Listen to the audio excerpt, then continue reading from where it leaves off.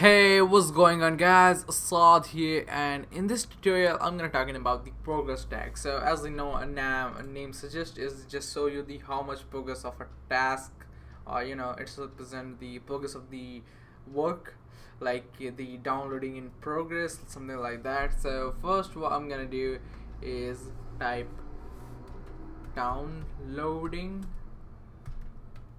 and use this and use the progress tag. So it has two attributes. First is value and second is maximum. So value I'm gonna give in 22, so it's gonna show that 22% of the maximum of 100%. You will change those two if you want.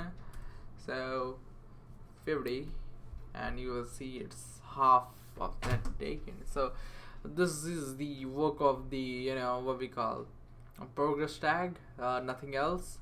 This is what we used to do, and hope you guys understand. See you guys in the next tutorial.